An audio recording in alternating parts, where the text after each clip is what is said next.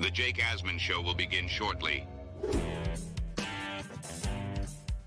Thanks to all these great Patreon members who help support the show. Get your super chats ready. Jake will be here in just a moment.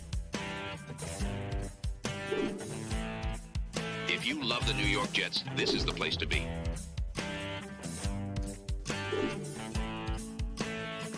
And now, the Jake Asman Show. Davante Adams reworked deal with the Jets. We knew it happened, but now we have the full details, and it's quite interesting. It might mean something about the Jets' plan going forward. We'll talk about that and much more. It's the Jake Asman Show. Let's hit it and get it started.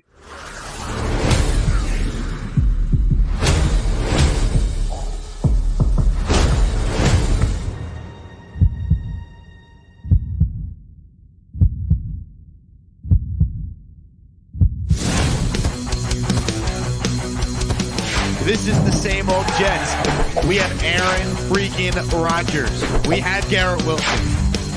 We have Breece Hall. Please subscribe and hit the like button below. Super chat, baby. Cut the line. We have Sauce Gardner. We have Quinnen Williams. Now it's time to talk all things New York Jets. It's the Jake Asman Show. Here we go. Welcome in, everybody. It is indeed the Jake Asman Show. If you missed it earlier, Will Parkinson joined us for the first show on the day, so check that out if you want more on tomorrow night's Jets-Texans game and the overall state of the Jets. Before we bring on today's guest, let's reset what's happened with the Jets. They have a new kicker. We don't know who, but they have two. Riley Patterson and Spencer Schrader have been signed to the practice squad. All of a sudden, Greg Zuerlein has a knee injury, and they're putting him on injured reserve. I'm not buying it, but either way, he will not kick tomorrow. We will find out which one of these players will. And, of course, with that said, we say hello right now in his weekly spot on the show, live from Las Vegas, to the great Jeff Parles. Hello, Jeff. Afternoon, everybody. Afternoon. Things are great right now, Jake. I don't know what you're talking about. Things are going awesome right now with everything, right?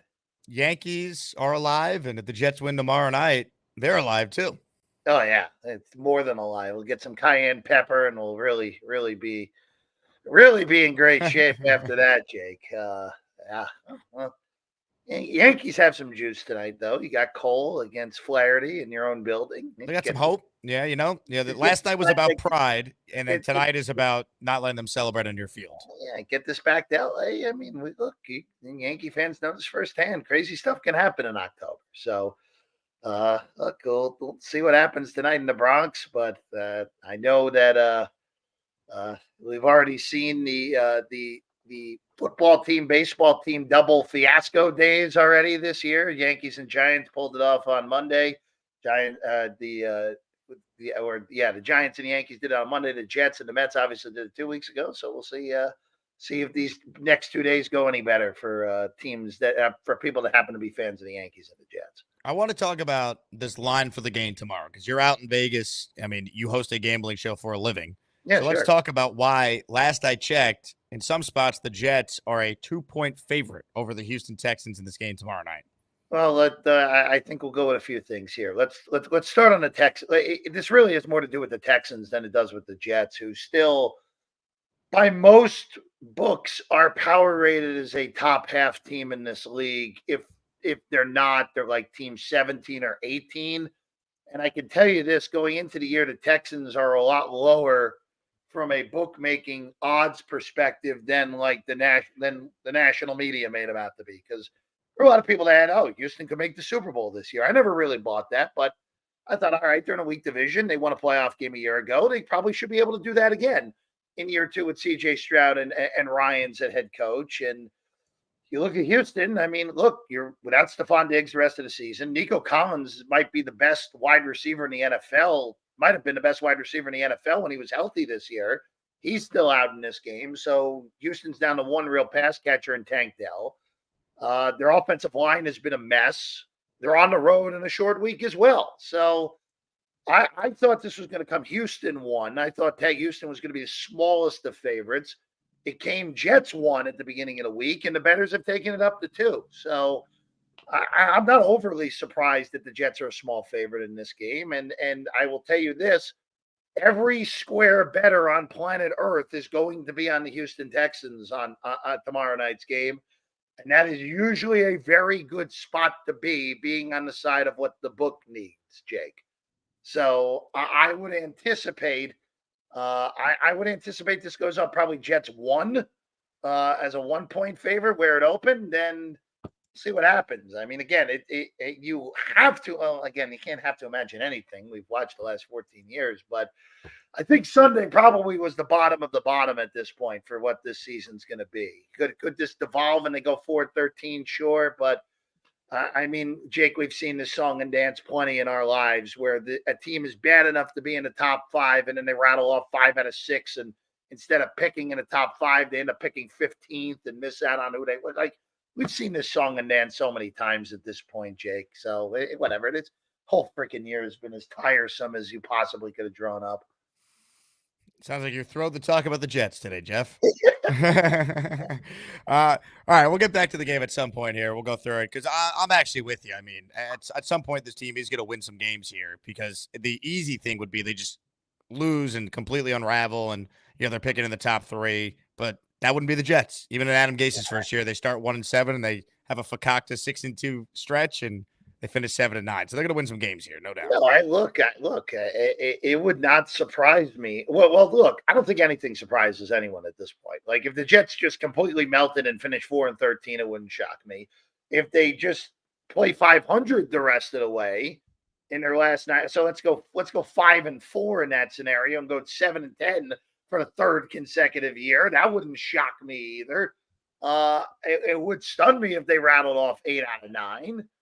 But schedule is kind of there other than the trip to Buffalo to potentially do it if you have any sort of team. But there's been no sign that this team is capable of going on a run, Jake. Just none. No sign whatsoever, whether it's just deplorably bad coaching, which, quite frankly, I thought Sunday was just an exhibition of incompetency from Jeff Ulbrich and the coaching staff. I can't get the freaking play in on time on offense. Your defensive plan was so bad in that game. And the fact that on a 2-point conversion, he can't even get the play in, kicking the field goal on 4th and 1 early in the 3rd. Jeff Ulbrich is clearly, I think what Francesa said is actually right. I think he has a better chance. Francesa himself has a better chance of being an astronaut than Ulbrich does of being the Jets head coach next year. And I think Mike's spot on at this point, because these 3 games, Jake, I hate to say it, if Saleh's there, the Jets might be 2-1, and that's not to say that we like Robert Saleh. We don't. We know he's not a head coach, but they've lost 2 out of these 3 games because of just bad mistakes from the coaching staff that I'm not even sure. I know Saleh would have went for that 4th and 1. Who knows if they get it, but. Again, Ulbrich really either just get rid of let someone else call the defense, or something else has got to be figured out here, because what has happened to the defense the last 3 weeks, I think, squarely goes on the fact that Ulbrich just doesn't know how to manage his time right now. Davante Adams was agreed, or Davante Adams agreed to come to the Jets, right? And he agreed to a rework deal shortly thereafter. Officially, the details of the contract are now out. I want to get your thoughts on this, Jeff, because I have some thoughts of my own. So this is from Spot Track here. Adams' renegotiated deal with the Jets contains no changes after 2024. The Jets converted $10.4 million of Adams' remaining 2024 salary into a signing bonus, lowering his cap hit down to $3.2 million. Now you look at the money next year that's guaranteed, $11.59 million.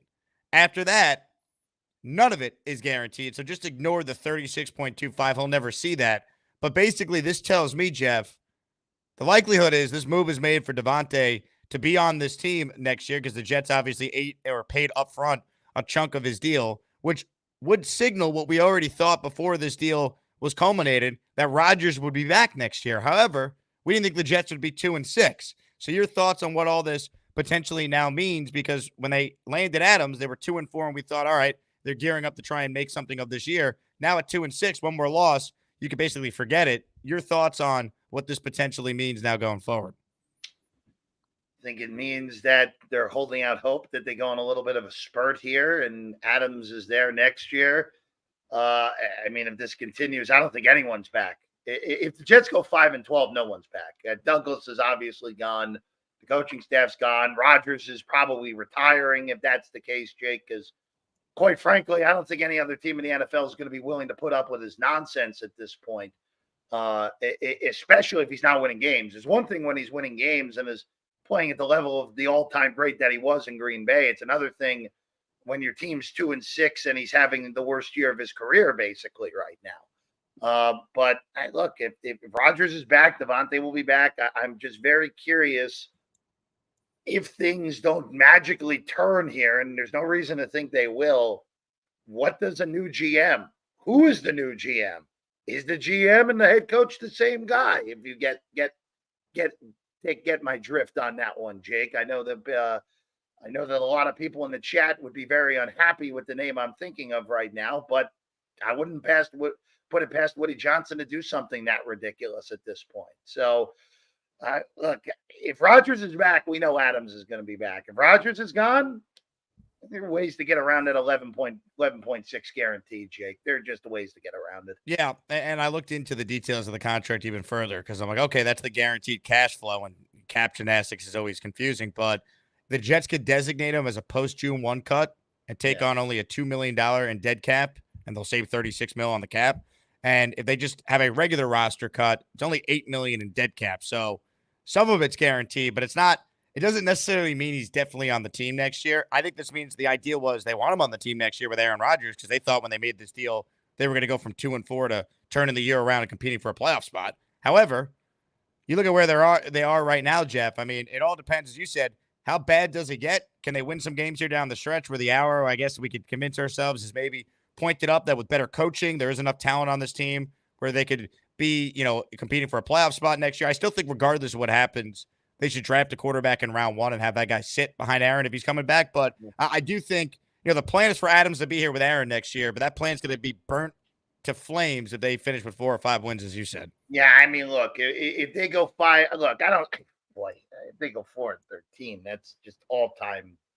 Well, it's already all-time fiasco through basically half the season right now. But is Aaron Rodgers a Jet next year, yay or nay? Right now, I would say no. Because I think this bottoms out, and I think Rodgers leaves. I don't think he plays again. I really don't. I just don't think there's going to be any team in the NFL that's willing to put up with him, especially if you're not winning. And look, from what we've seen so far this year, I mean, just look at the numbers. I mean, Aaron Rodgers is playing as the 22nd best quarterback in the NFL right now, where, Jake, we said this, the Jets need Aaron Rodgers to be about a top 13 quarterback, give or take, in order for this team to be what we thought they were going to be. He hasn't been that yet this year. It hasn't happened. And on top of that, your defense that was, even during the nonsense through the first 5 games, the Jet defense was a strength. I mean, they played more than well enough to beat Denver, and they played more than well enough to beat Minnesota in those 2 games. And then since the firing of Saleh, the defense has been an embarrassment. I don't care that they held New England under 300 yards. When they needed to stop Jacoby Brissett with no talent around him from going 70 yards at the end of the game, they failed. And they failed against Buffalo multiple times. They failed against the second half against Pittsburgh was probably the worst half, even worse than anything we've seen in years from that defense. And it's all tethered together at this point. It really, Jake, they're not a football team. They're just a bunch of individuals playing together that happen to be wearing the same clothing. That's essentially what it is right now. They're not a team, and there's no reason to think that they will randomly. I still want to know what was in Davante Adams' speech 2 weeks ago, still, Jake. But the Gettysburg Address. Yeah, I Jetty. That's pretty good, actually. That's good. I like that. But Jake, the amount of, we said this last week after the loss to Pittsburgh, and it really just stays the same. I really hope Woody Johnson realizes the amount of damage that this season is going to do to this fan base if this doesn't turn around. because we as Jet fans have been so freaking loyal during this disastrous 3.5 presidential term thing now, Jake. Like, 14 full years at this point, the longest playoff list streak in North America, and we're all still here for the most part. And I don't know if all of us are going to make it through this go around, Jake. This is years of damage that they're doing to the fan base this year, assuming this doesn't turn around at this point. Which, again, there's no reason to think it won't, or it will, I should say. There's an entire generation of Jet fans that's grown up now, not seeing the team have a winning year, be in the playoffs. Yeah. Like when we were going through, we talked about this last week. Like Jets were routinely in the playoffs with Pennington and then with Sanchez. Jake, when you and I were growing up, when Chad Pennington was healthy, the Jets were in the playoffs basically every year he was healthy, essentially. And then, of course, the 2 Rex years when I was my last 2 years of high school, I think you were a year behind me or 2 years behind me. So when you were in high school as well, I mean, that was my senior year of high school. Was when they went to New England to beat the Patriots in playoffs. So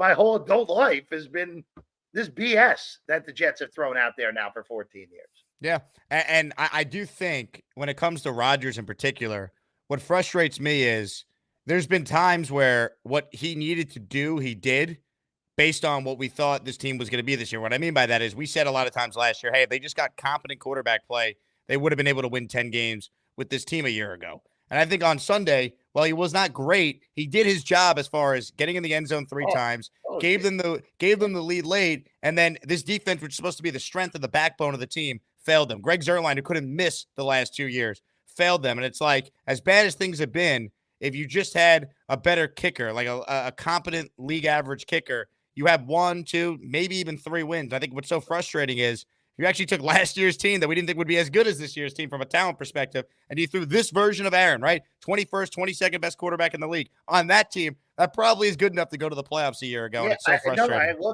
I don't disagree with you on that, but again, it just shows what how thin the margin of error is in this league, Jake. And look, in the past, the Jets never lost close games. They would just get their ass kicked usually. Right. I can't remember. I mean, the Jets have 6 losses, and 4 of those losses are by 1 score right now. It does not.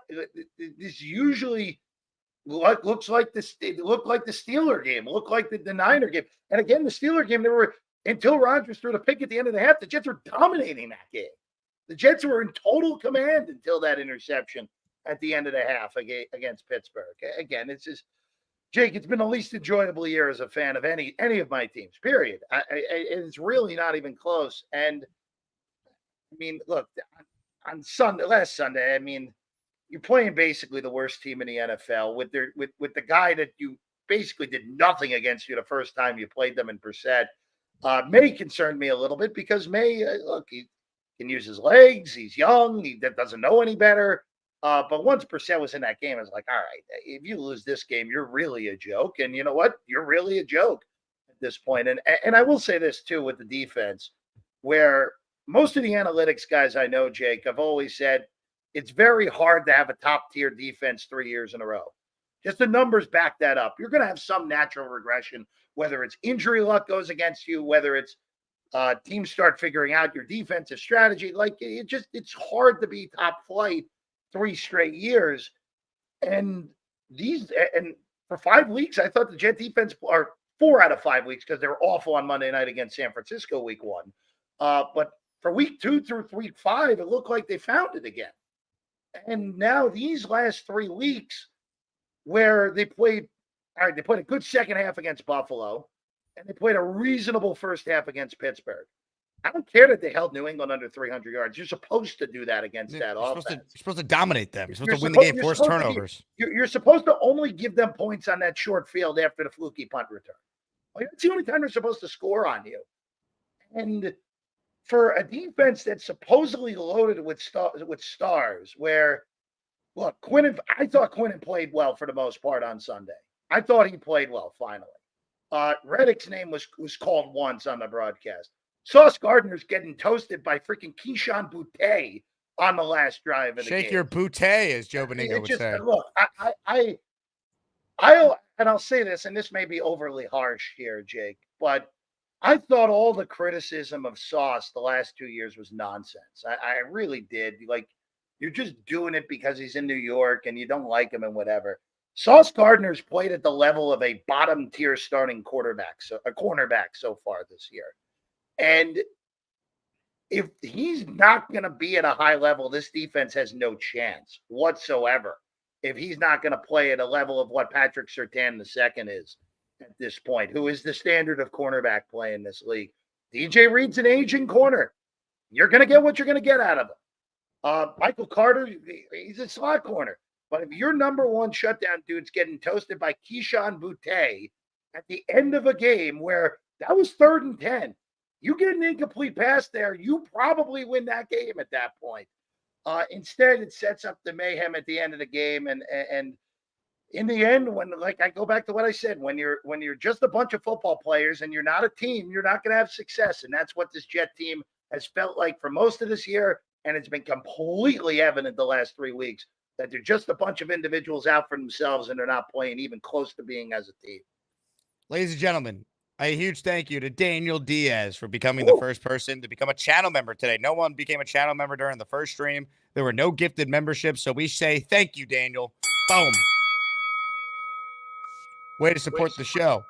Also, we are approaching 40,000 subscribers, Jeff, so I'm telling everyone to please subscribe before the Jets lose potentially tomorrow and everyone checks out on the season. So if you're gone, please hit the subscribe button before you leave. I'm about like 50 or so away, I think, from 40,000. So thanks to everyone for your support there. And just want to shout out everyone who supports me via Patreon. You guys are the lifelines of the show. Patreon.com/Jake Asman Show. Huge shout out to Dan Mancini, Jay Quest, Sonny Miller, 25, and the Hamburger for being our 5 most recent Patreon subscribers. Join before the game tomorrow because we're going to update the list of names for November shortly after that. If you want to be a Patreon member, you get your Discord access with your membership, discounts on every merch item, bonus shows that are not on YouTube, and a heck of a lot more. So check it out, patreon.com/Jake Asman Show. Speaking of 25, he super chatted. Sup, brother? What's up, 25?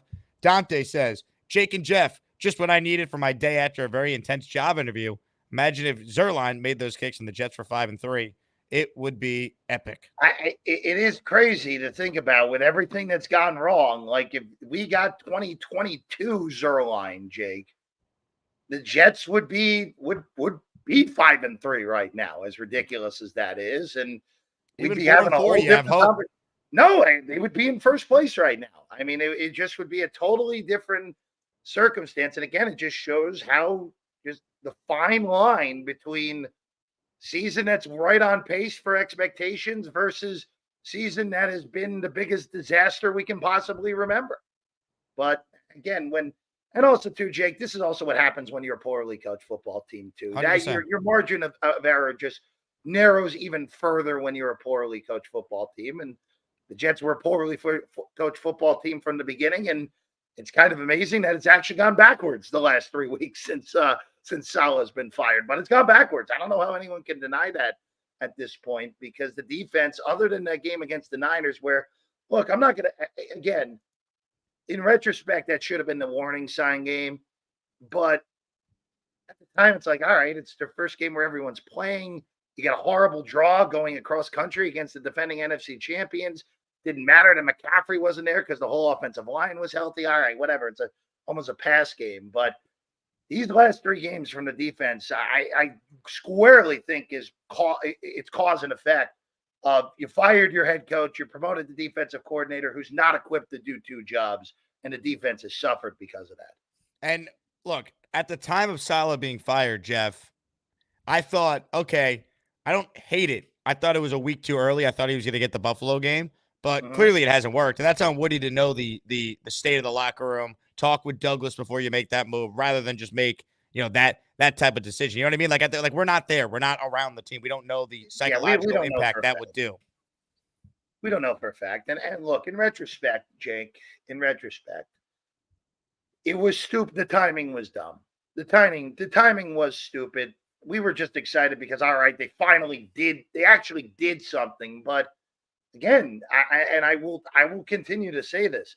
If the Jets had played the Vikings at US Bank Stadium in Minneapolis instead of at Tottenham Hotspur Stadium in London, Robert Saleh might still be the head coach of the New York Jets right He now. would have been the head coach for the Bills game for sure. Yeah, he and this just goes back to having a bad owner, where Woody Johnson, who of course, when Trump was in office, was the ambassador to the United Kingdom for 4 years, was embarrassed that his team lost in front of his friends in London, and heads had to roll because of that. I truly believe that's the only reason Saleh was fired right then and there. Now, if they had flipped around and lost to Buffalo on the Monday night after that, all right, yeah, then Saleh probably would have been gone on that Tuesday morning anyway after the Buffalo game. But again, I don't want to be made out to be a solid defender because I don't think he should not have been the head coach going into this year. That's still my take. And now you have, again, Ulbrich just looks so far in over his head at this point that, again, he's not getting this job. Even if the Jets go on a run, why would he get this job at this point, Jake? Well, the run would have to be playoffs and at the bare minimum, right? And that seems so unlikely. I think at that point, the only way Jeff Ulbrich can get this job is if the Jets go 8-1 down the stretch, which is not happening, and then he has to win a playoff game. That's how I think it is. At least that would be what I would like to see. But who the hell? It's Woody. Who the hell knows? He'll do something stupid. That's just in his nature at this point. We're running this team. Ladies and gentlemen, a super chat from Dante. I know the Jets are poorly coached, but the coaches cannot be blind to the weekly penalties and lack of discipline. Yeah, it never ends with that. It never ends with that. I mean, that's the sign of being a poorly coached team. That's all it is. That and just the total lack of awareness with things like, I don't know, Michael Clemens stinks. Why is he playing? Tyron Smith's getting beat like a drum. Why isn't Olu out there? We talk about holding people accountable. Greg Zuerlein still having a job after the Buffalo game was a joke. After the Steeler game was a joke. And obviously, the fact that it took this long for them to cut him this week, or, put him on IR with a fake injury. He's getting paid the rest of the year, Jake. We just won't see him again this year. That's all. What a joke. I know that. Look, by the way, I hope Patterson kicks tomorrow because Patterson's actually a real kicker. I really know nothing about Schrader other than the fact that he was a big leg guy in Notre Dame for that 1 year, but horrendously inaccurate. So I would like to see Patterson kick on Thursday night. But again, it's too late. It's too late. This needed to be done after the Buffalo game. Quite honestly, at the latest, it needed to be done after the Buffalo game. Yeah, we all knew it, and the Jets allowed. I mean, and like, and I put this more on Douglas than Ulbrich. Obviously, he's the GM, but like, here's my issue with Douglas, Jeff. The record's abysmal. But the second year in a row, this guy allowed inaction to essentially sink a season. Last year, we all knew they needed to do something to try and bring in a better backup option once Rodgers got hurt on play 4 in the opener. We all knew it. He did nothing until it was way too late with Simeon, and we know how that went. The Jets this year did nothing until after Greg Zuerlein directly contributed to, you could say, 2, if not 3 losses. And that's on Joe Douglas. Look, again, we know what Joe Douglas is at this point. And he's not – Jake, again, all these guys are gone unless if something miraculous happens these last night. Can I say this one thing about Douglas, though, Jeff? I think he's gone as well if it gets as bad as what you're talking about. But if they go 7-10, would it shock you if Woody Johnson, who's on the record saying this team is the most talented team I've had in 25 years, says, well, we still have talent. I believe in the GM. Let me let him pick another coach because we had a coaching problem. You can't do it's that. It's Woody, though. I wouldn't do it. Woody, I'm just telling you, Woody Johnson might actually do that. He would do it. Can I be honest with you, Jake? Can I be honest with you real quick? I hope you will, Jeff. I've convinced myself one of 3 things is going to happen here with Woody Johnson. One of them is that one of them is he gets it as correct as humanly possible, which is hire a non-flashy name as the GM who then flips around and hires an offensive-minded head coach. Scenario number 2 is that he hires Belichick to do both, which I think is a lot more in play than people want to realize here. And then number three is Jake. Who do you think is who do you think are the best quarterback prospects in this draft? Who do I think are the best quarterback prospects? Who do you think they are? I mean, the names I keep hearing are what? Cam Ward, Carson Beck, and Shedeur Sanders.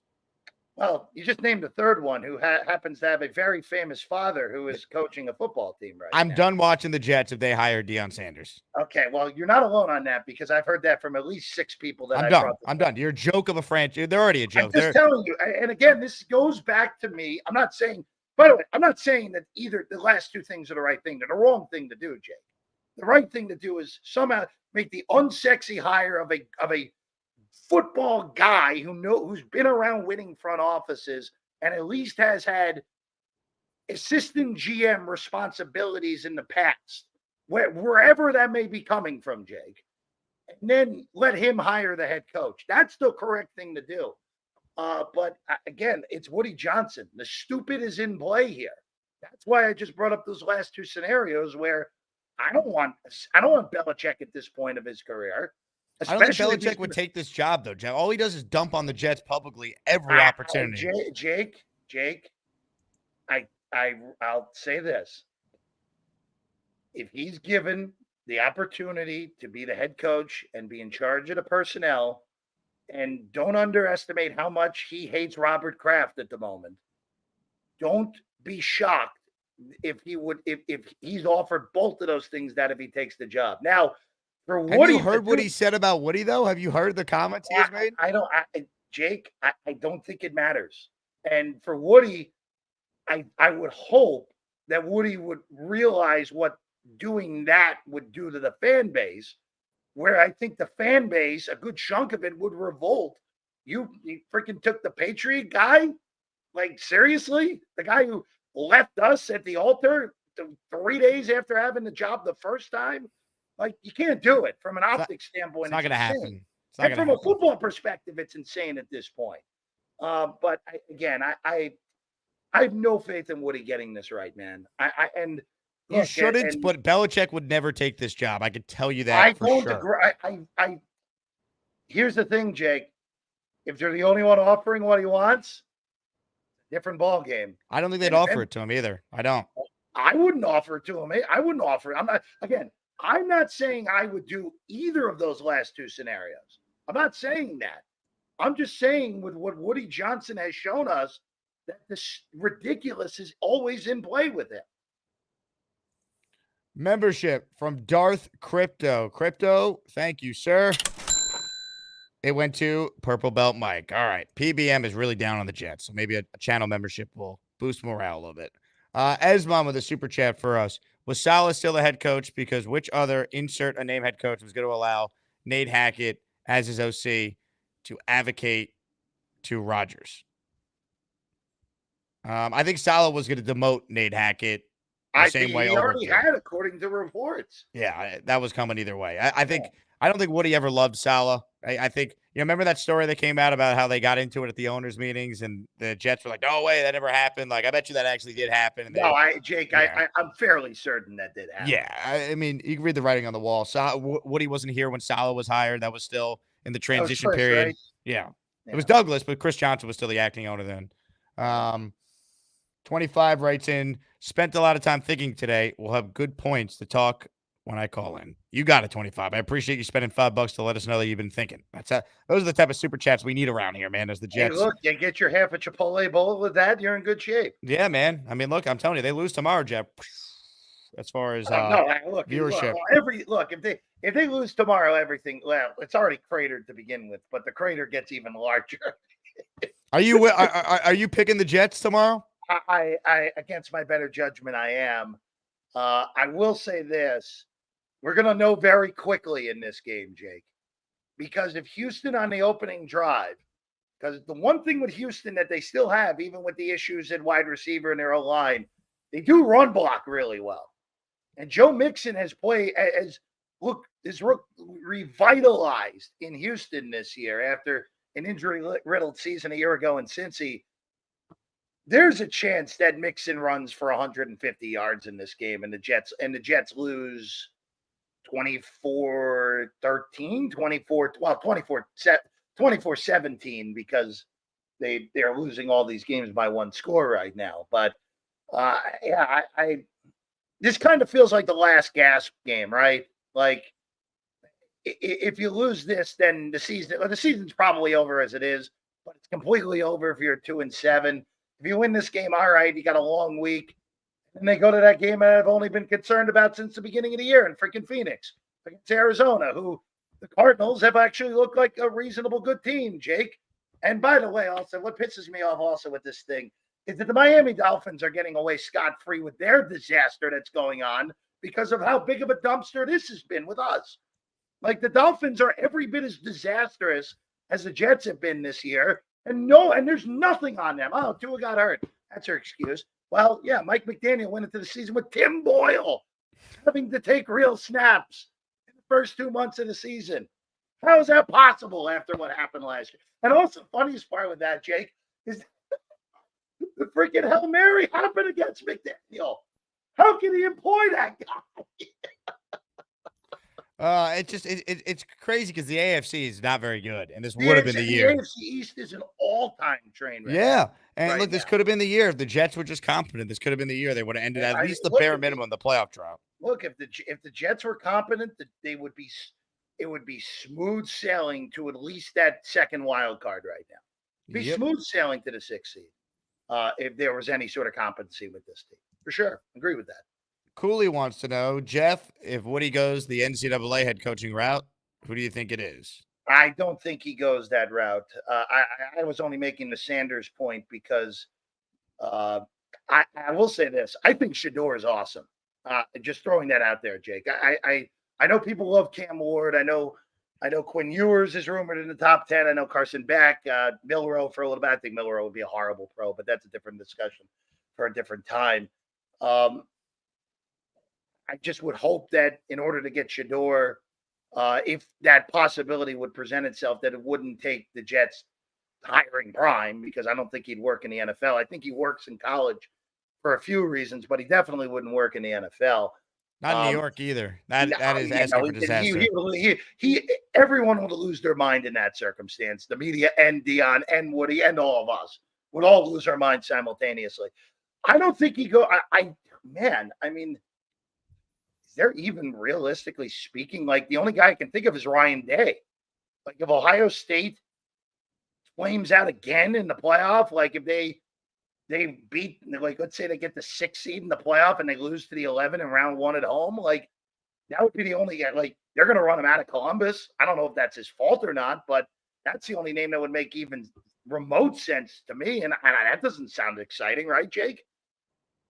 No, I just don't see him going the NCAA route. Quite honestly, if you made me think right now of who I think will be the Jets head coach next year, I would say Cliff Kingsbury's your front runner right now.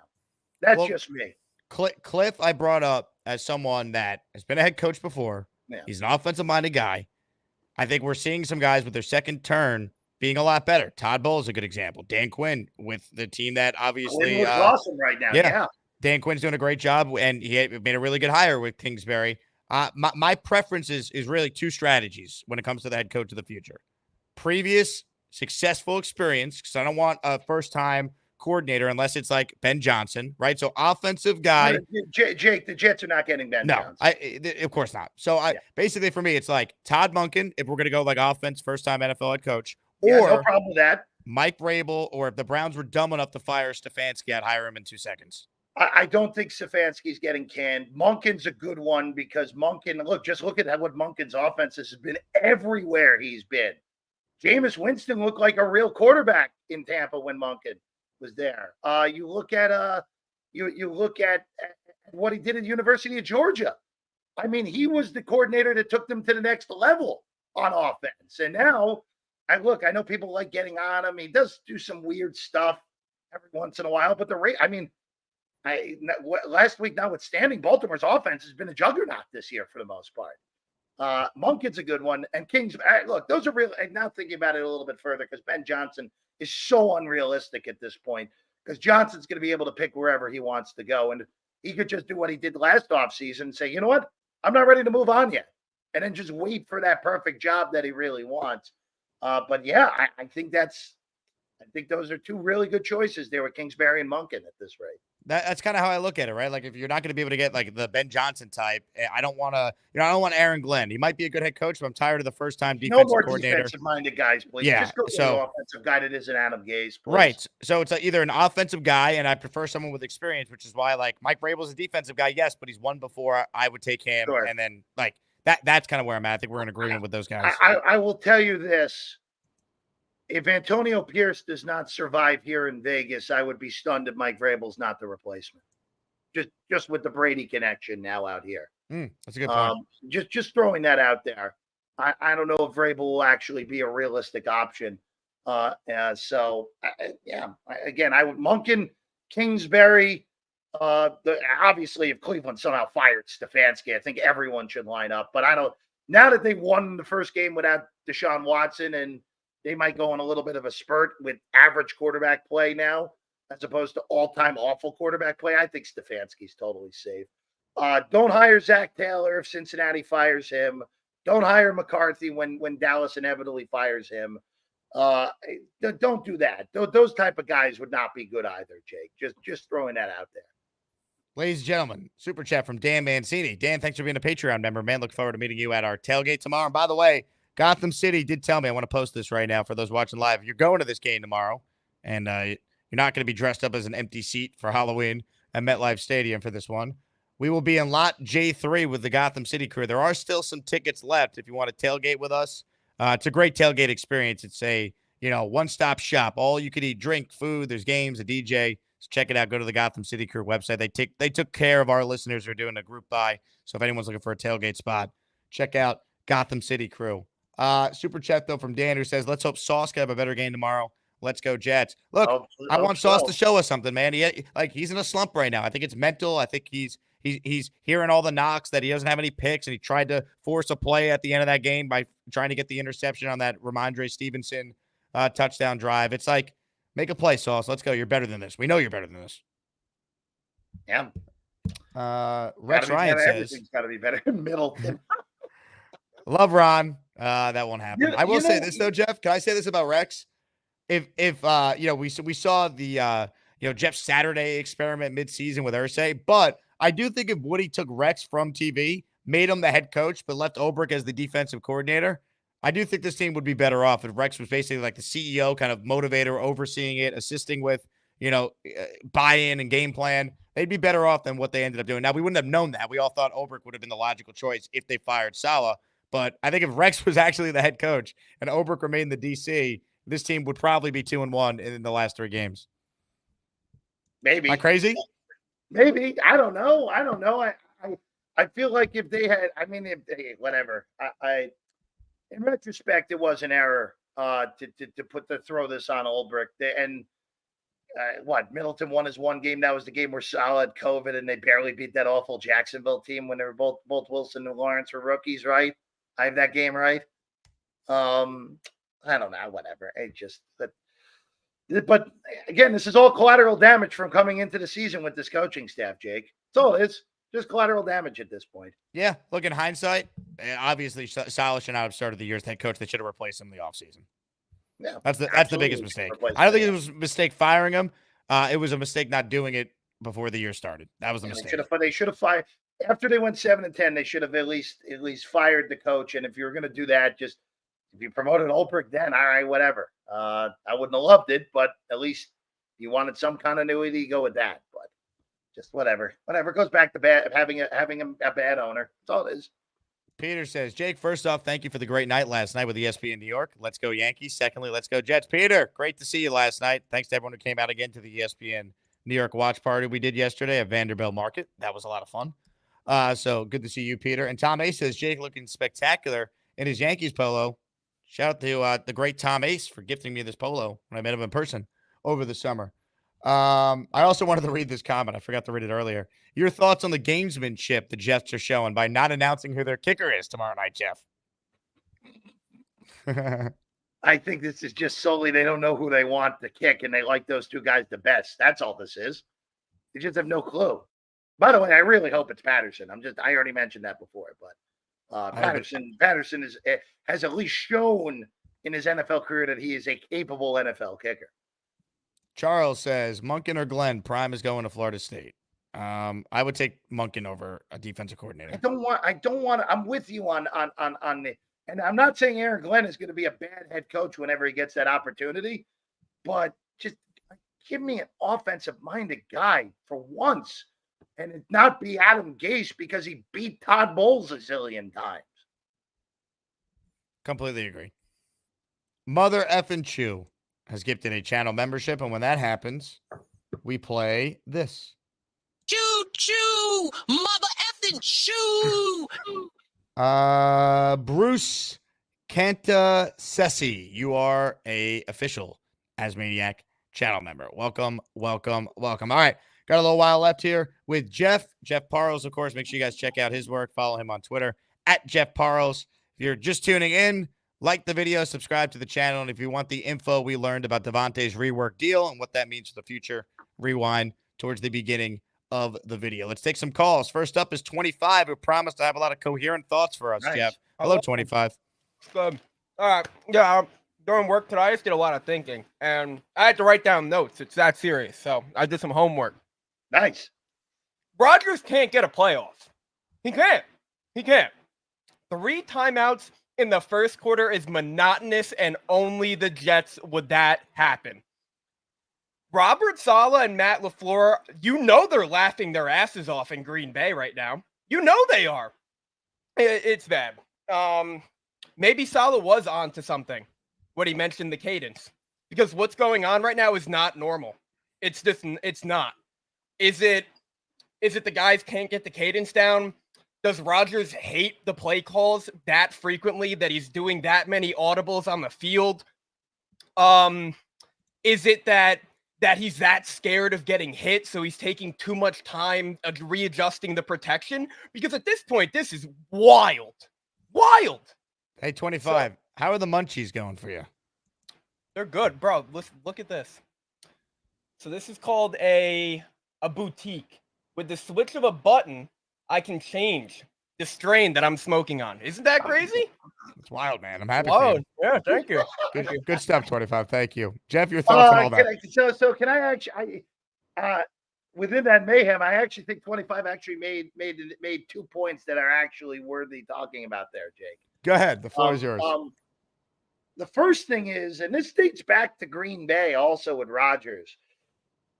Aaron Rodgers runs the play clock down more than any quarterback has the last 5 years. His average time left on the play clock when the snap occurs has been the least in the NFL for all of his full seasons dating back to 2019. So that is something that has happened with Rodgers' career. And look, and that's the nature of the beast. He knows what the defense is going to do more times than not, and he wants to get into the perfect play. All right, whatever. You live with that. The other point is, and I've gotten this from a few people that know ball better than I do, that Aaron Rodgers, part of the reason that Aaron Rodgers' snap to throw time is so ridiculously low, forget that the offensive line, especially Tyron Smith, that's a name, by the way, we haven't mentioned it all today.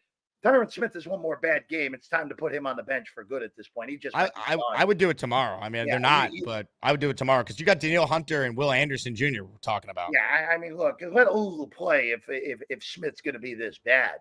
But Aaron Rodgers, according to those guys, looks like, and I agree, looks like a guy who is scared to get hit right now. And I don't think that's ever been the case with Aaron Rodgers. I also think Rodgers, clearly those leg injuries are really disrupting what he can do. I mean, Jeff, if you watch him, he's not the same guy we saw against the Patriots. Not even close to like the first time. Not even close to that guy. Look, what made Aaron Rodgers the most talented quarterback I've ever watched when he was in Green Bay? The ability to evade sacks, extend the play with his legs, and find the guy who happens to get open when he extends the play. He's incapable of doing that right now. And that's more than just the offensive line not being particularly good in pass blocking. That's because he can't move. So, yeah, look, there are a lot of factors going into this mess right now. But, again, I really do think 25 actually stumbled on the 2 pretty reasonable points there, Jake. I mean, I just hope he found the fountain of youth, Jeff, and then he'll be ready to go tomorrow. My friend. What tumor is next week, Jake? Cooley Boy writes in, Jeff, who's the next bright young whiz kid head coach? Well, everyone thinks it's Ben Johnson, unless there's a name I'm forgetting. Well, I mean, look, Ben Johnson's the guy. Ben Johnson's the holy grail, and it's part of the reason that Washington was. And look, Washington did pretty damn well for themselves with hiring Quinn and then getting the right offensive coordinator to tutor Daniels into being well on his way to offensive rookie of the year. But again, why would Ben Johnson want this right now? It just doesn't make sense. It's curious. I'm curious to see what other jobs are available this offseason, Jake. We obviously know the Jet job's going to be available. Even if they go on a miracle run, it's still open because Olbricht's an interim. But who are the Jets competing with this offseason for head coach? It's still kind of too early to tell. But we know Mike Brown kept Marvin Lewis around a decade longer than he should have. But does he pull the trigger on firing Zach Taylor if the Bengals go 7-10, which is squarely in play at this point? Does Chicago finally fire Eberflus when they probably should have done that a year ago as well? Obviously the question every year, is Sean McVay going to retire and say he's had enough at this point? Buffalo with McDermott if they underachieve. Yeah, I think McDermott's sticking around unless if they lose in the wild card round, Jake. I just don't see them firing McDermott if they win a playoff game or two this year. But look, we don't know. We have to see who the Jets are competing with to really evaluate the possibility of that again, Hail Mary to get Ben Johnson. But again, I just don't see it, Jake. Just don't see it at all. Dante with a super chat. I'm ready to strangle the next stooge. He says the Jets were 4-3 with Zach without proper and much needed context. Yeah, I mean, just ignore these fools. So, I mean, if the Jets would have a better record if Greg Zuerlein was last year's version of himself this year, they'd have a better record. They have the same record. They have the same record. Yeah. Oh, you could argue they would be 6-2 if Greg Zuerlein was Greg Zuerlein. They have 3 more wins. Actually, that doesn't make sense. Your math's off there, Jake. They'd be what? 5. They'd be 5-3. 5-3. Yes, they'd be one game better. But 4-3 with Zach, and then it all fell apart. I mean, they were 4-3, then they lost 5 in a row. We were in Vegas for really the funeral, and then they got destroyed by Buffalo. Tim Boyle came in, and hell broke loose. How's that? 25 says, if I'm lending Rodgers, my boutique means W's. Sign me up. All right. We will somehow relay that message to him. Ladies and gentlemen, it's time for more of your calls right now, and I'm excited about this guy on the line. When he calls in, you never know what's going to come out of his mouth. Ladies and gentlemen, it's Peter Castro time. The biggest mistake they made is not firing this whole crew of shitheads before the season started. The coaches can't make decisions. They don't correct anything. I mean, this is a joke. Jeff, hello, Peter. hey, Jake, how are you? Good to see you, Peter. Hey, Jeff, I have a couple of questions for you. Please. Why hasn't Corley been instituted into this offense at all? I'm going to be honest with you. I totally forgot about Malachi Corley's existence until your calls every week, Peter. But that is a good question for above my pay grade at this point because I don't have a good answer for you. You have nothing else to lose. Again, we saw a lot more of Xavier Gibson on offense last week, and of course, he caught a touchdown. But at least utilize Corley because I know Gibson had a good game on Sunday, but before that, it hadn't kind of felt like you guys just with Gibson and just like we're waiting for him to have a critical fumbled punt up until this past week. He looked very uncomfortable back there for most of the season. I'm a little more surprised that Corley has not been involved. I mean, he hasn't even been active. Forget involved. He just hasn't been active at all. So I don't have a great answer for you on that one, unfortunately, Peter, because I would have liked to at least seen him out there, even if it's in gadget roles every once in a while. And he's just not even active, not even on the field, period. The other thing is they let Berline cost us another game. Yeah, right. Well, we were all over that. We've been all over that for a few weeks. Can I laugh at the fact that you call him Greg Berline and then Neil calls him Greg Sirloin? Yes. Neil called me this morning to talk to me about Belichick. He wants Belichick. Which is nuts. I think Neil's nuts for that, but yeah. Belichick's not coming here. Neil super chatted, by the way. He wants Belichick or Chucky. Gruden I would take if they could actually figure out the legal situation with the NFL. So can I just say something real quick on the Gruden front? Yes. I don't think he ever coaches again in the NFL. But if they were to go the old coach retread way, there are worse picks than John Gruden from a football perspective. That's all I'll say. And he has revitalized him. I mean, Jake, you saw his interview with Pardon My Take. It was great. It's a great interview. I mean, I watch his YouTube show. We're gonna have Gruden actually on this show. I'm working on the date. Ball as well as anyone. Yeah. It's just a matter of, again, obviously this whole nonsense with him suing the NFL. Where I'm gonna be honest with you, I don't know anything, but would it really surprise you if that stuff got leaked because Davis wanted out of that contract? Would it surprise any of us? Let's just go with that. Not saying I know anything, but wouldn't shock me one bit. And again, I don't want Belichick. I don't want Belichick. I brought that point up earlier, Peter. I'm sure you were watching earlier, just because I think it's in play because of just what Woody Johnson is as an owner at this point. How about Brian Flores? You like him? Just knowing the lawsuit, Peter, I would be floored if Woody Johnson was the one to give Flores an opportunity as a head coach. How about that's all I'll say on that. I would be stunned if Woody Johnson were to hire Brian Flores. Wouldn't mind it, but again, I prefer offensive-minded guys in this go around as opposed to defensive-minded guys. Flores is going to be head coach somewhere. It's just a matter of where and when. How about Kingsbury? That's what I said before. I think that Kingsbury and what Jake said with Monken makes a lot of sense. Those seem to be the two most logical guys I would go after right now. Does Cole go 8 innings tonight? No. Don't let him go 8 innings. You know that. Hopefully at least 7, and then Luke Weaver and Canley can cover the rest, however that works. Yeah, we need him to go at least 7 innings tonight. Yeah, and I want none of this BS where they pull him at, this is his last start of the year. Let's go. Hey, you give you 120 pitches if he's pitching well. Boone's another nightmare. He lost this series in the first game by putting Cortez in the 10th inning. Yeah, the stupidest move. It was a mistake, but they also Judge came up the inning before, after the Soto intentional walk and popped out in the infield. You need your best players to play like your best players. Yeah, and it was batty at the time, and obviously hindsight 2020 on the Cortez decision too. But you can't take Cole out of it after 80 some odd pitches in game 1 when he's rolling. That was the biggest mistake to me. And obviously this series is a totally different tenor if the Yankees win that game 1. You're going for a 3-2 lead heading back out west with Cole on the mound tonight.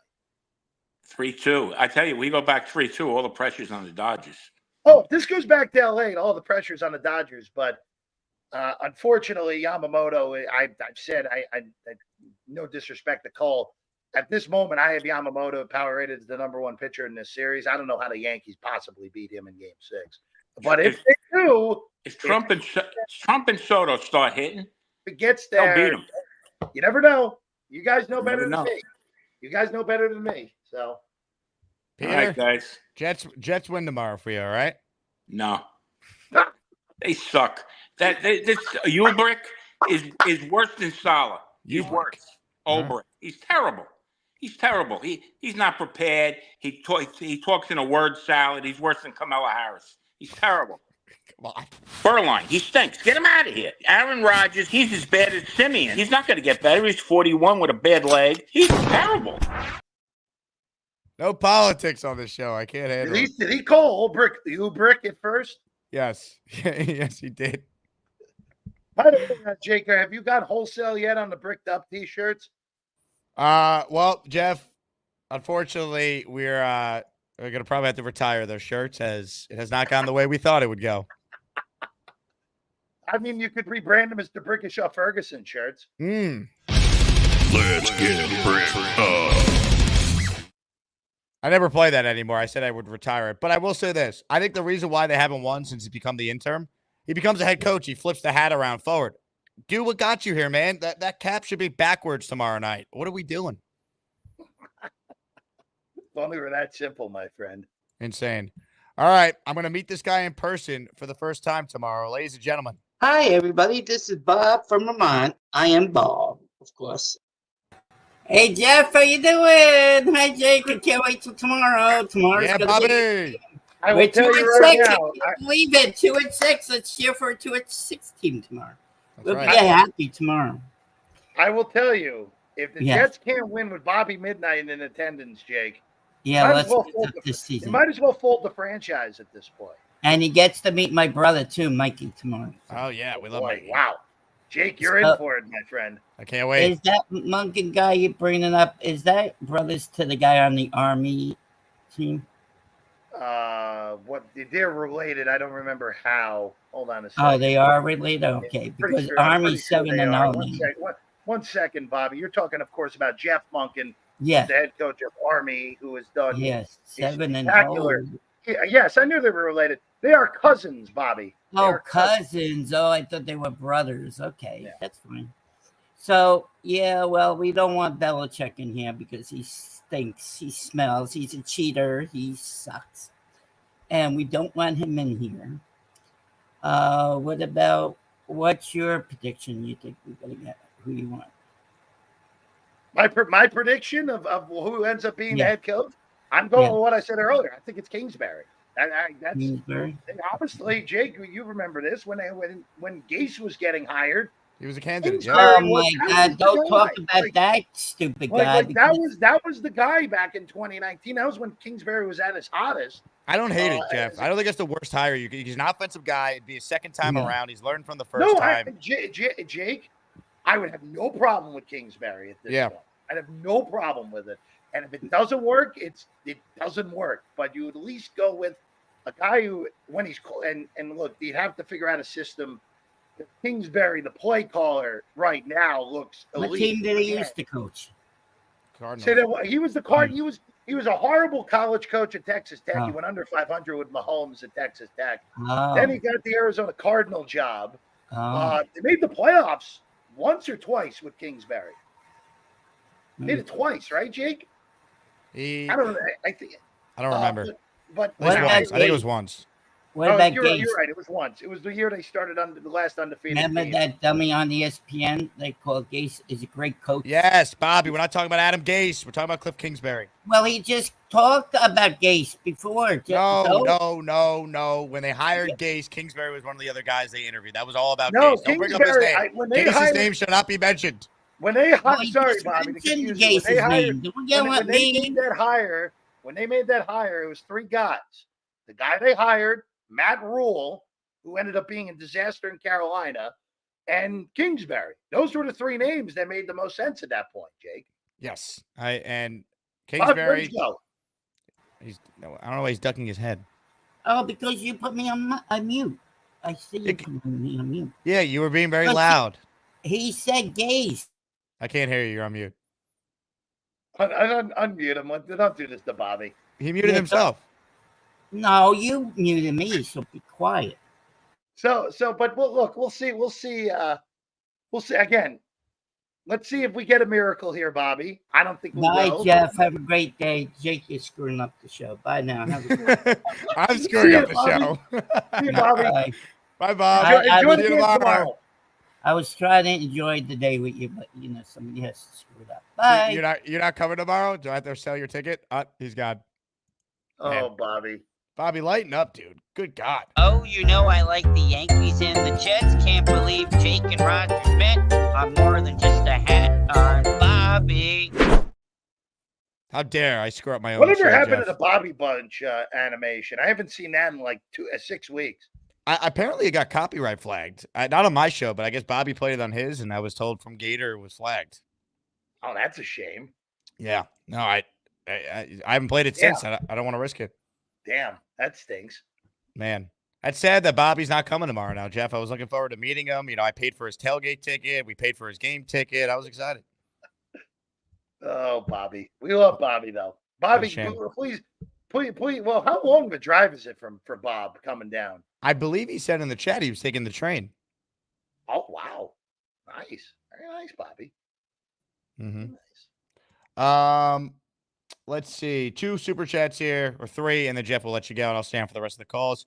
25, Gruden on the Jake Asman show got me feeling nice. Full disclosure, it was supposed to happen before I went to London, then they canceled last second. We had this, We have the same marketing person, so it's in the works. I will have John on the show. I'm trying. Now would be the best time to get him because I'll ask him point blank. Would you consider being the Jet coach if they were interested? Like Rex was asked that question. He's like, absolutely. So we'll ask Gruden the same one. Chitty says, what do y'all think about bringing in Brian Flores? He'll definitely hold men accountable and can handle New York media. The only thing I don't like about Flores is that he's defensive minded, but at least he's experienced and had success. I just go back to what I said earlier, especially with the lawsuit that happened after he got fired from Miami. I would be stunned if Woody Johnson is the one who gives him his head coaching opportunity. Again, I think he's a great head coach, or not great. I think he's a good head coach, and he definitely is good at holding people accountable. We saw that in Miami, where, I mean, you remember how bad the Miami team was that first year, and then, of course, they beat freaking Gase and Darnold and whatever that mess was, and then they actually were the ones who really ended the Patriots dynasty, even more so than the Titans. I think Flores is a good head coach, but as Jake said, this got to be an offensive-minded hire. Got to be. Amen. Fat Freddy, how about a forced turnover? I'll be there tomorrow. Yeah, That'd be nice. Haven't forced a turnover in 3 games. I mean, come on. That'd be nice if they forced a turnover. All right, nice. Jeff, you got time for one last call? Yeah, go for it. All right. This guy is pulling a Bobby out hole going like this. Warning, warning, Allen alert. Shit's about to get ugly, folks. Warning, Allen alert. Hide the children. Jeff Parles is my favorite guest because he brings smart insight. That's why I needed to talk to him. Smart guy. Until you told me that you think the Texans they're gonna lose tomorrow, I'm shocked. I'm shocked you're betting the Jets tomorrow. Shocked. Alan, I'll say this. Just more than anything, this is more so a principal play. It doesn't have to do with the Jets. It has to do with how this game's going to get bet. Where every bad bettor I've ever met in my life has texted me this week and asked me, how are the Texans an underdog in this game? That's really more so than anything. That's why I'm going to be on the Jets tomorrow. And that's why I'm picking the Jets to win. Do I think the Jets should be able to? Should the Jets be favored? That's a different question. I explained it earlier in the show to Jake on why the Jets are favored. But in the end, this is just a principal bet. Legitimately, the 10 worst bettors I've ever met that have my phone number are all on Houston tomorrow. That is the main reason I'm picking the Jets, Alan, more so than anything. I totally agree with you. I think Mixon goes for about $170 and 3 touchdowns tomorrow. I really do. I mean, look, it's more than possible Mixon has a huge day. More than possible. Couple of comments, one on the coach and one on the trade deadline. Okay. I agree. I don't think Ben Johnson has any interest in coming to the Jets. I actually read an article recently that he was intrigued about the Bears job. So if Eberflus gets fired, I can see him going there. But again, a dark horse for Ben Johnson is if the Bills lose early in the playoffs, I can totally see him going there. I really could. Him and Josh Allen would be amazing together. I think there's 3 possibilities for Johnson that make sense to me right now. One of them, you mentioned 2 of them. The possibility to coach Caleb Williams, who, again, I know he's had his struggles. I think the kid's going to be awesome. You mentioned Buffalo if they were to can McDermott, and then the third one is the Bengals. You Joe Burrow. I can see that. Yeah, I think those are the 3 that make a lot of sense if Johnson were to leave Detroit. I just don't see him coming to the Jets, especially if he wouldn't go to Washington when they had a top flight pick. And obviously, Daniels has been a slam dunk so far through the first 2 months of his career. My final comment, and I even brought this up to Jake. Jets lose tomorrow. They're 2-7. How do you not fire Joe Douglas before the deadline? And how do you allow Joe Douglas to make deals like DJ Reed or Hassan Reddick if he gets dealt, or a Mike Williams? I know Mike Williams might get the Jets the equivalent to what Carolina got for Deontay Johnson, but you have an asset like DJ Reed. The idea that they're going to let him walk to free agency and not get any assets for him is criminal. And I just don't understand how he is on the team after November 5th. It makes no sense. You got to deal him. And unfortunately, I don't think they have the right guy to make that move. just curious, what would Reed even warrant at this point? You think you get a 4 I think for him? Detroit would. I think Detroit would give him a 3. They don't have a 3 to give because the Jets already had it. Maybe a 4 this year or a 3 next year. You never know. Alan, I hear you.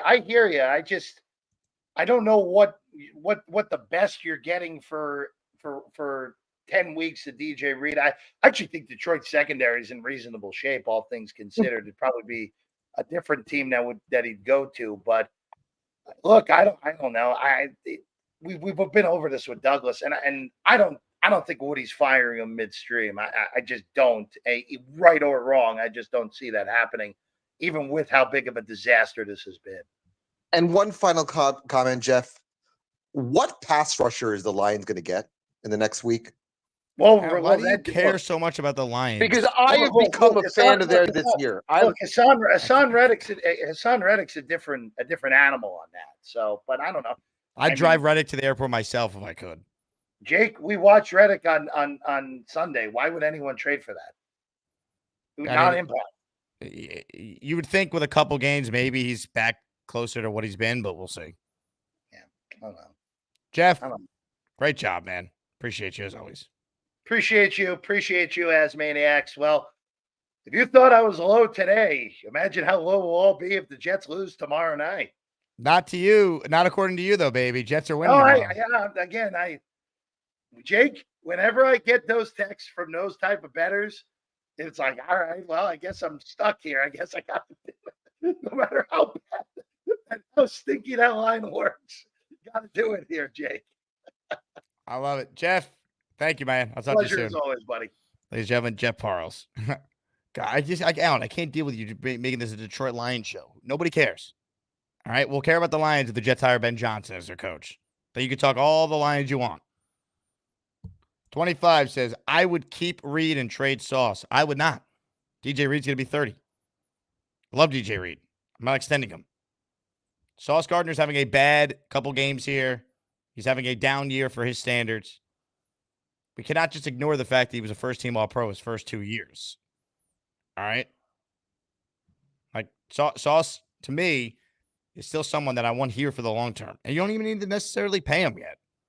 This idea you got to give Sauce a contract after this year, not necessarily. He's got 2 more years left on his deal. Purple Belt Mike with a super chat. I'm in 5 fantasy leagues. All 4 and 4 or better. Tired of having a better record in fantasy than my football team. Disgrace. I could never get excited again. You can blame the Jets for a lot of things, but like comparing your fantasy team to the Jets' own record, that's like, what's it called? Like a non sequitur? Like one has nothing to do with the other, right? I mean, I'd like the Jets to be, undefeated. Doug says, Jets need the Yanks fan from last night. Yeah, which one of you morons is going to sack C.J. Stroud mid-play tomorrow? That's the type of intensity we need. All right? This Yankee Goomba left it all on the line last night. He was banned from the game tonight. Showed more passion and fight than anyone up until that point in the World Series.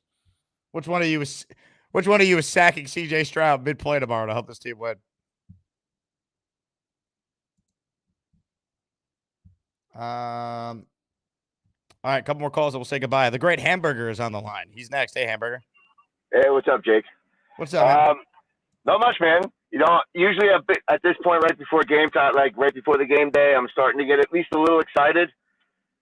But I'm back to the old days, man, where I kind of, in a way, I want the dagger to be set. You know what I mean?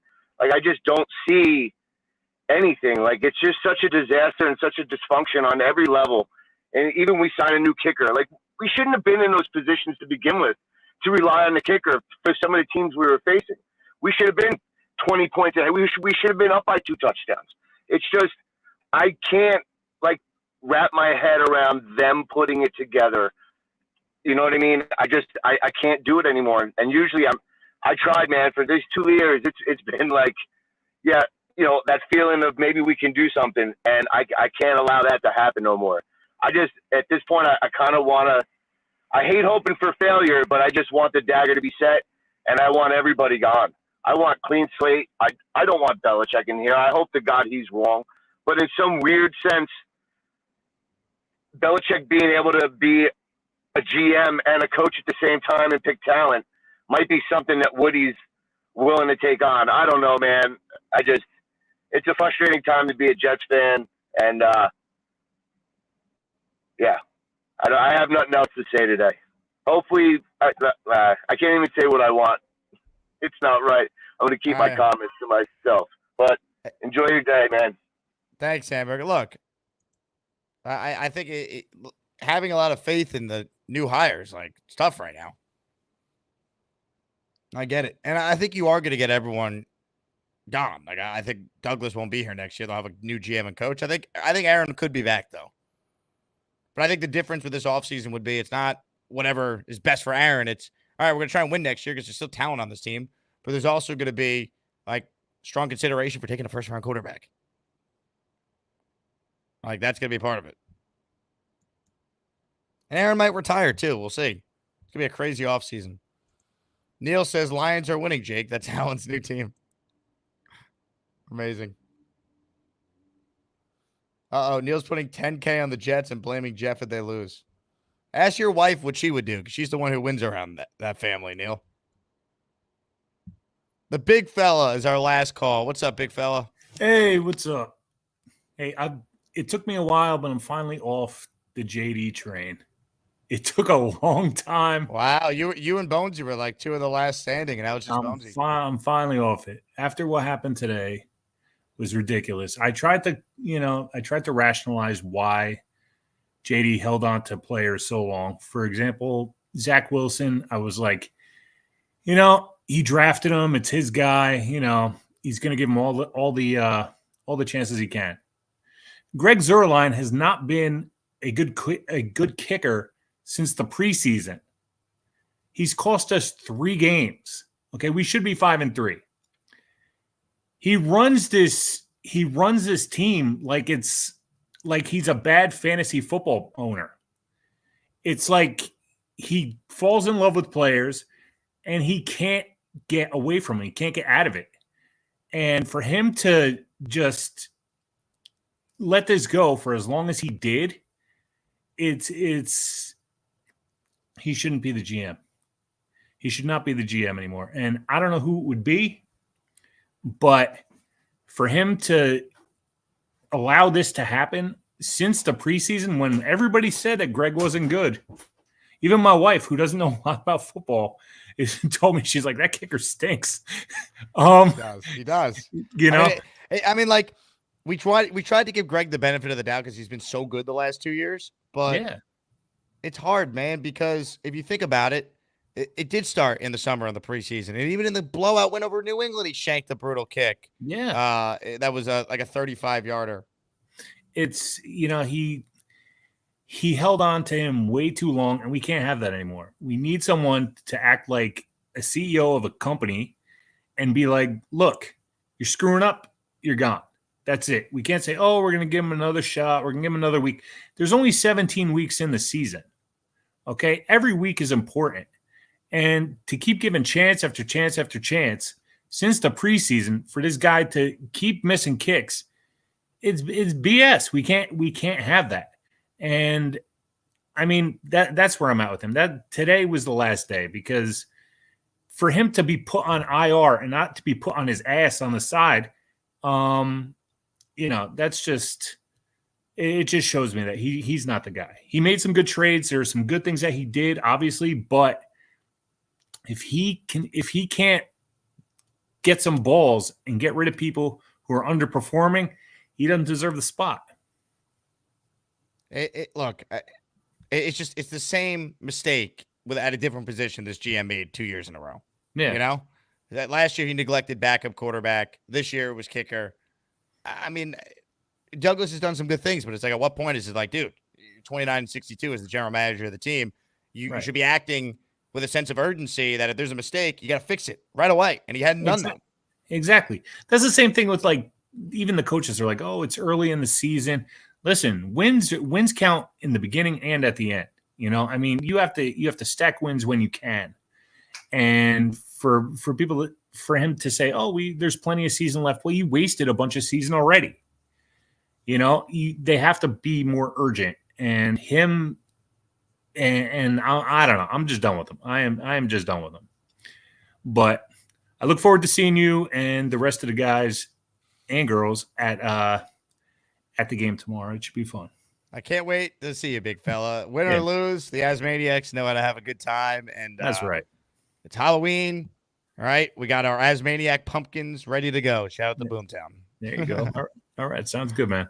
Sounds Thanks, good. Well, you're the best, dude. I'll see you tomorrow, all right? All right. Have a good night, brother. Take care. You too, man. You too. Look, hang in there, Jeff fans. It's tough, but, you know. We are equipped to handle this. Look, maybe they win tomorrow. Maybe they win tomorrow. Reminder, the show available on podcast form, Apple and/or Spotify. So you definitely want to check that out. Also, we were talking about Joe Mixon and this game tomorrow. Here was my underdog pick I revealed earlier. Use promo code Asman if you haven't. Download the Underdog app. I like Mixon to rush for more than 82.5 yards, Rodgers to throw for more than 235 yards, and Stroud to have a rush of at least 7 yards or more. That is a $10 underdog pick'em to win $57 if it hits. Underdog Fantasy. Check it out. AJ says, stop giving up on the season, not over till 9 losses. Okay, yeah, technically not over. They've lost 5 in a row and just lost to the worst team in the NFL. So, how about they win a game tomorrow, AJ? I'm not giving up. I'm going to the game tomorrow. You? I'm still supporting this team. But don't give me until they have 9 losses. They need to win games. They lose tomorrow and they're 2-7. You think they're going to run the table? Really? Got to win games, man. Win tomorrow, and then we'll convince ourselves, all right, what if they win Sunday against Arizona? And then what?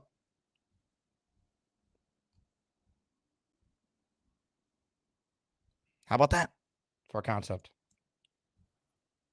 Just win, man. They've lost 5 in a row. Like, how many games in a row is this team going to continue to lose? It's hard to stomach it.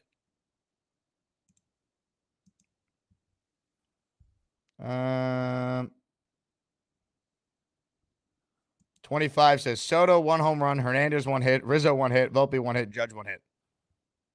Is that your parlay for tonight, 25?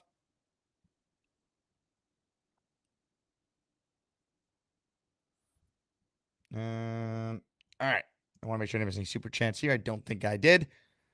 Want to thank everyone who tuned in today. Awesome show. I'm headed to the World Series tonight, so I'm looking forward to that. Hopefully the Yankees can keep their season alive for at least another couple days here. Don't let us win last night. Well, they did. Now we're calling them out. What did they win tonight? We'll go back to L.A. A little pressure on L.A. We'll see.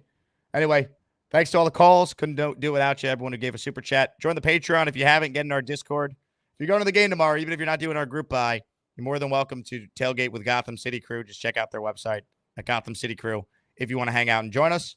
Hope everyone has a great rest of their night. Hang in there, Jet fans. Tomorrow's game day. Somehow, some way, we'll be watching the New York Jets in primetime again because it just never ends.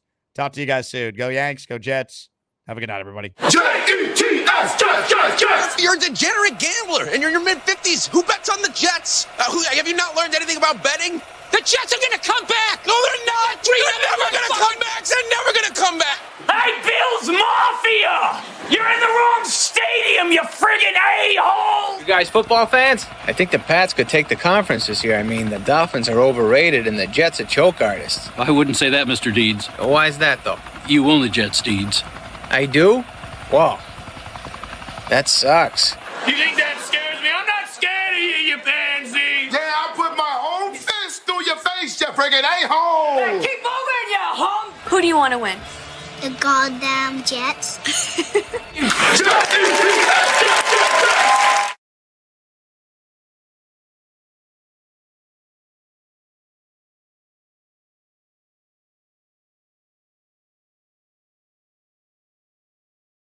We head out to the Gusbuster Umbrella Hotline and we bring on the Lane Train. I feel the same way about the Jets. They play the hardest, but I have a question. I saw the play, and you know what happened? He blocked it. I also have to say, how do you feel about Elijah Morris? Do you think they should keep him next year, or do you build it up for who to have for next year? I feel upset about the game tonight. I know they tried hard. I watched it. There's nothing really you could do. But yeah, I'm just sitting in my room thinking why they did not win. And I heard the last caller, she was upset also. There was like drinking.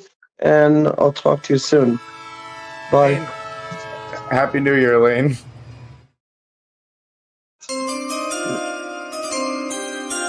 On the 2022 draft pick, the pick goes to Knoble out of college.